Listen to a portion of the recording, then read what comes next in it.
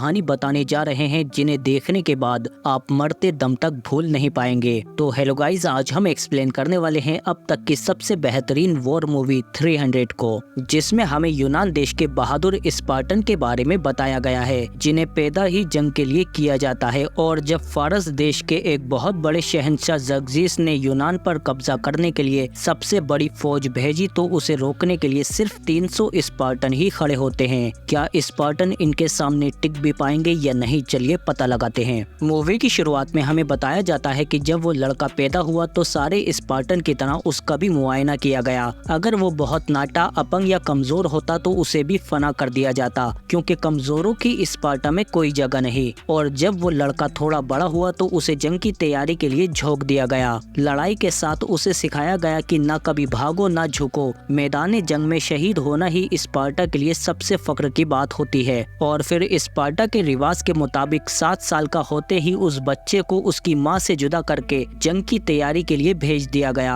और फिर वहाँ उस लड़के को स्पार्टा के 300 साल पुराने समाज में ढाला गया, जहाँ दुनिया के सबसे बेहतरीन स्पार्टन सिपाही तैयार किए जाते हैं। और जब वो इस सबसे तैयार हो जाता है तो उसे आजमाइश के लिए सुनसान जंगल में भेज दिया जाता है, ताकि वो अपनी हिम्मत और अकल से कुदरत के कहर का सामना कर सके। तभी उसके सामने एक खूंखार भेड़िया आ जाता है। अब या तो लड़का जाबाज सिपाही बनकर लौटेगा या फिर यहीं मारा जाएगा, क्योंकि उस विशालकाय भेड़िए ने अपनी शिकार की बू सूंघ ली थी। पर वो लड़का बेखौफ था, इसीलिए वो भेड़ियों को एक सकरे रास्ते में लाकर फंसा देता है और फिर भाले के एक ही वार से उसे मार देता है। इसके बाद वो लड़का, जिसे मौत के हवाले कर दिया गया था, वापस लौट आता है स्पार्टा की शान बढ़ाने राजा बनकर। और फिर इसके 30 साल बाद हम देखते हैं कि वो लड़का अब पूरे स्पार्टा का राजा बन चुका है, जिसका नाम लियोनाइडस है। और डिलियोस बताता है कि उस भेड़िए और सर्द रात वाली बात को 30 साल हो चुके हैं और आज उसी तरह एक और भेड़िया यानी ज़र्क्सिस आ रहा है, जो बना है गुलामों और मर्दों की फौज से, जिनकी तादाद कल्पना से भी परे है, जो पूरे यूनान को हड़पने को तैयार है, सारी दुनिया से आजादी और इंसाफ की उम्मीद मिटाने को तैयार है।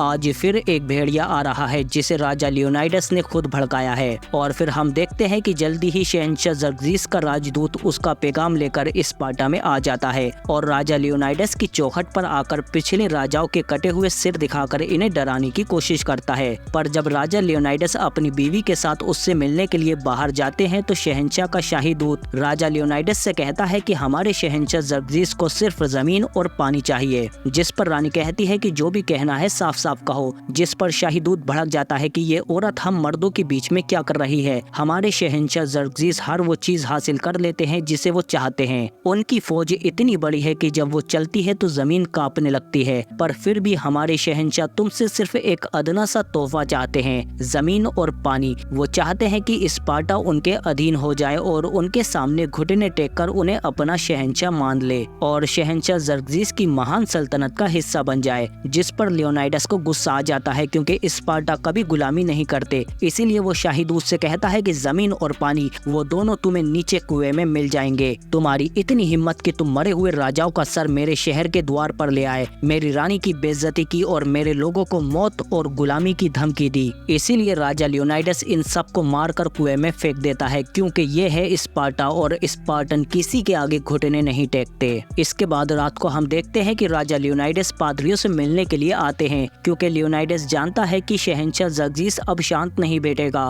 वो स्पार्टा पर अपनी पूरी ताकत से हमला करेगा। पर स्पार्टा में कोई भी स्पार्टन राजा इन पादरियों के आशीर्वाद के बिना जंग नहीं छेड़ सकता। इसीलिए राजा लियोनाइडस इन पादरियों को समझाता है कि हम बड़ी सी बड़ी फौज का मुकाबला डटकर कर सकते हैं। पर पादरी कहते हैं कि हमारा त्योहार कार्निया आ रहा है, उससे पहले स्पार्टा जंग नहीं छेड़ सकते। जिस पर लियोनाइडस कहता है कि स्पार्टा मिट जाएंगे, उसके मर्द लड़ते हुए मर जाएंगे और हमारी औरतों और बच्चों को गुलाम बना लिया जाएगा। लेकिन अगर हम वक्त से पहले तैयार हो गए तो हम उन्हें रोक देंगे। हम समुद्र की खाड़ी की तरफ एक ऊंची दीवार बना देंगे, जिससे वो संकरे रास्ते पर आने को मजबूर हो जाएंगे, जिसे नर्क का द्वार कहा जाता है। और वहाँ हम बड़ी से बड़ी फौज का मुकाबला डटकर कर सकते हैं, क्योंकि वहाँ उनकी बड़ी तादाद का कोई मतलब नहीं रहेगा। पर पादरी फिर भी इन्हें जंग की इजाजत नहीं देते कि तुम कार्निया के त्योहार से पहले जंग नहीं छेड़ सकते। देवताओं का अपमान हमें पहले ही काफी नुकसान पहुँचा चुका है, दोबारा ऐसा किया तो पूरा यूनान और स्पार्टा मिट जाएगा। इसीलिए राजा लियोनाइडस यहाँ से निराश होकर चले जाते हैं। पर हम देखते हैं कि ज़र्क्सिस ने पहले ही इन पादरियों को बहुत ज्यादा सोना देकर अपनी तरफ कर लिया था ताकि स्पार्टा जंग शुरू न कर पाए। पर राजा लियोनाइडस जानता है कि अगर उसने जर्जिस और उसकी फौज को समुद्री घाटी पार करने से पहले नहीं रोका तो वो अंदर आकर स्पार्टा और हजारों मासूमों को मौत के घाट उतार देंगे। इसीलिए राजा लियोनाइडस अपने साथ अपने सबसे जाबाज 300 सिपाहियों को ले जाने लगता है। पर तभी स्पार्टा की संसद के लोग यहाँ आ जाते हैं और वो कहते हैं कि पादरियों ने कहा है कि कार्निया से पहले फौजें जंग पर नहीं जा सकती, जिस पर राजा लियोनाइडस कहता है कि स्पार्टा की फौजें अभी भी स्पार्टा में ही है। मैं तो बस अपने 300 खास मुहाफिजों के साथ थोड़ा टहलने के लिए जा रहा हूँ। हालांकि ये बात संसद के लोग भी जानते हैं कि लियोनाइडस जंग के लिए जा रहा है, पर वो उसे रोक नहीं पाते। और फिर राजा लियोनाइडस अपनी बीवी को अलविदा कहकर समुद्री खाड़ी की तरफ चला जाता है। और फिर हम देखते हैं कि रास्ते में डेक्सोस भी अपने सिपाहियों के साथ लियोनाइडस से मिल जाता है, पर वो कहता है कि मुझे हैरानी है कि जर्जिस को रोकने के लिए तुम बस इतने से लोगों को ही ला पाए हो। हमने स्पार्टा से इससे ज्यादा की उम्मीद लगाई थी। जिस पर लियोनाइडस कहता है कि तुम्हारी सेना में सिर्फ मजदूर, मूर्तिकार, लोहार और किसान है, जबकि हमारे इन 300 सिपाहियों को जन्म से ही सिर्फ लड़ने और मारने की तालीम मिली है, इसीलिए हम अब भी तुमसे बहुत ज्यादा हैं। और फिर रात होने पर हम देखते हैं कि सब लोग सो रहे हैं, पर राजा की आंखों में नींद नहीं है, क्योंकि आज वो अपनी जिंदगी की सबसे बड़ी जंग लड़ने जा रहा है। और फिर अगली सुबह ये देखते हैं कि कोई अजीब सा बौना इंसान लगातार इन पर नजर रखे हुए है। पर तभी इन्हें एक जलता हुआ गाँव नजर आता है, और जब ये लोग उस गाँव के अंदर जाते हैं तो वहाँ चारों तरफ इन्हें सिर्फ तबाही का मंजर मिलता है। तभी इनके सामने एक बच्चा आता है जो सीधा आकर लियोनाइडस की गोद में गिर जाता है और इन्हें बताता है कि उन राक्षसों ने हम सब पर अचानक अपने पंजों से वार किया, सब मारे गए सिवाय मेरे। और तभी इन्हें सामने सभी गांव वालों की लाशें मिलती हैं, जिन्हें देखकर डेक्सोस कहता है कि हम तो मारे गए। वो लोग अविनाशी थे जिनके बारे में हम सालों से सुनते आ रहे हैं, उन्हें हराया या मारा नहीं जा सकता, वो राक्षस हैं। जिस पर राजा लियोनाइडस कहता है कि अविनाशी, उनका इम्तिहान हमारी तलवारें लेंगी।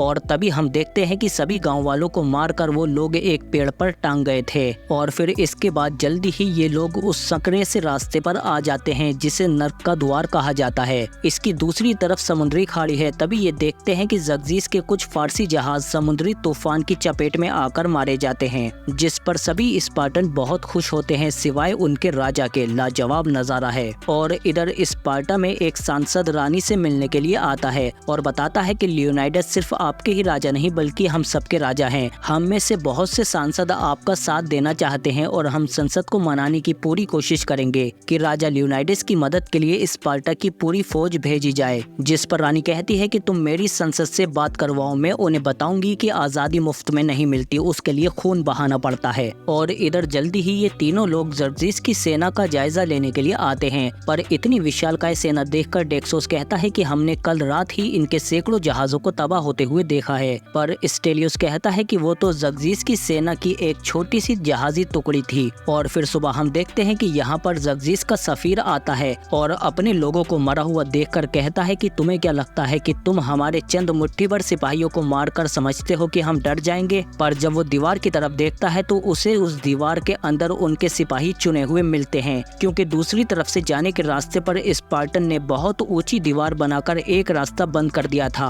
और वो सफीर जैसे ही इन पर हमला करता है तो स्टेलियोस उसका हाथ काट देता है और कहता है कि जाकर अपने शहंशाह जर्जिस से कह दो कि उसका सामना आजाद लोगों से हुआ है, ना कि गुलामों से। जिस पर वो सफीर कहता है कि तुम लोग गुलाम नहीं बनोगे, तुम्हारी औरतें बनेंगी गुलाम, तुम्हारे बच्चे बनेंगे गुलाम, क्योंकि आज दोपहर तक तुम लोग जिंदा नहीं बचोगे। हमारे शहंशाह की हजारों फौजी टुकड़ियां तुम पर टूट पड़ेंगी और हमारे तीर आसमान को ढक देंगे। जिस पर स्टेलियोस कहता है तो हम छाव में लड़ेंगे। और इधर कप्तान राजा लियोनाइडस को बताता है कि हमने दीवार को इतना ऊंचा कर दिया है कि अब जर्जिस की फौज सकरे रास्ते पर मुड़ने के लिए मजबूर हो जाएगी। राजा लियोनाइडस पूछते हैं कि क्या कोई दूसरा रास्ता भी है, जिस पर वही बोना आकर कहता है कि पीछे एक चरवाहों का रास्ता है। अगर जर्जिस की फौज को उसके बारे में पता चल गया तो वो पीछे से आकर हमें घेर सकते हैं। राजा लियोनाइडस पूछते हैं कि तुम स्पार्टा के लिबास में क्यों हो? जिस पर वो बताता है कि मेरा नाम एफियाल्टिस है, मेरे पिताजी एक स्पार्टन थे, पर जब मेरा जन्म हुआ तो मेरे माँ बाप मुझे लेकर भाग गए,